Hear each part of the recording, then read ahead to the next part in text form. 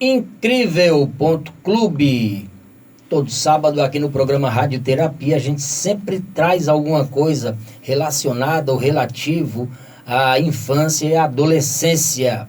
O filho que mais te enfurece é o que mais se parece com você. É normal haver discussões e diferenças de opinião em qualquer família. Afinal de contas, como diz uma canção do Toquinho, cada um é como é.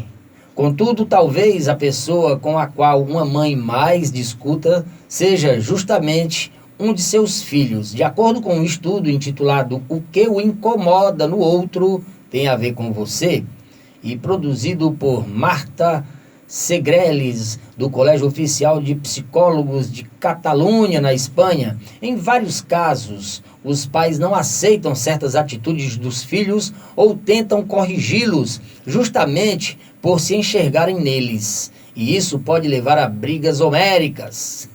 O Incrível.clube compartilha com você os resultados da pesquisa que explica os motivos pelos quais certos pais podem ter uma relação mais difícil com determinado filho em comparação com os demais. Presta atenção, gente! O que é a projeção, segundo a psicologia?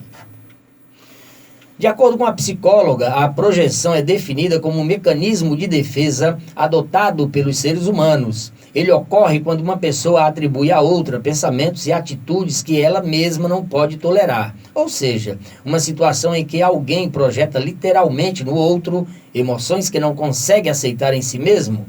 Isso costuma acontecer porque aceitar essas emoções tiraria o indivíduo da sua zona de conforto, causando ansiedade ou estresse. Não assumir a responsabilidade pelos aspectos negativos impede a pessoa de melhorar e superar aquilo que provoca incômodos. Porém, para alguns, é mais fácil transferir os sentimentos para um fator externo e sentir raiva desse fator externo do que confrontar a sua própria realidade. Os filhos imitam o comportamento dos pais. Segundo a já mencionada psicóloga espanhola Marta Segreles, muitas das atitudes adotadas pelas pessoas são herdadas de seus pais. Desde a infância, as crianças observam como eles agem em diferentes situações, particularmente durante a adolescência, quando a personalidade de cada um começa a se definir. Os mais jovens passam a adotar o comportamento dos pais, desde a forma de falar até a maneira de se reagir. Até mesmo o estado emocional do pai ou da mãe pode afetar o desenvolvimento psicológico dos filhos.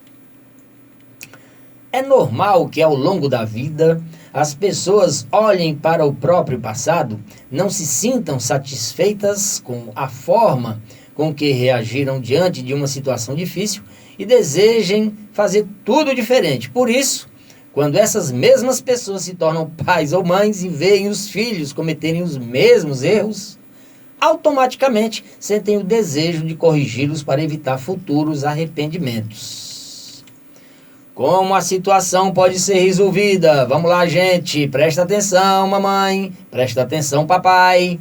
A psicóloga Segreles afirma que, antes de qualquer coisa, é importante os pais procurarem resolver os próprios problemas, para só então se voltarem para os filhos. Por outro lado, ela diz que até mesmo quem deseja deixar o passado para trás e evoluir, deve entender que as crianças não são propriedade da mãe, nem do papai. Os pequenos precisam tomar suas próprias decisões e cometer seus próprios erros, como parte do processo de aprendizagem pessoal.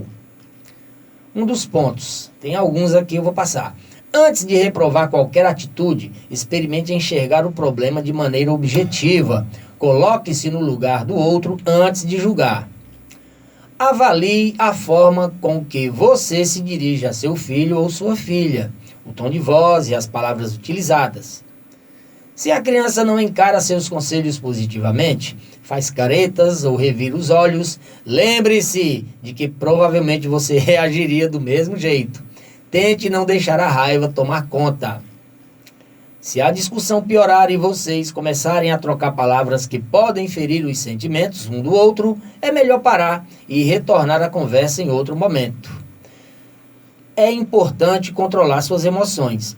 Quanto mais calma estiver, mais serenidade transmitirá ao outro. Por outro lado, se estiver alterado, isso se refletirá na criança e ela tenderá a adotar a mesma postura. Passe um tempo de qualidade ao lado do seu filho. É fundamental que vocês estabeleçam vínculos saudáveis e criem boas recordações.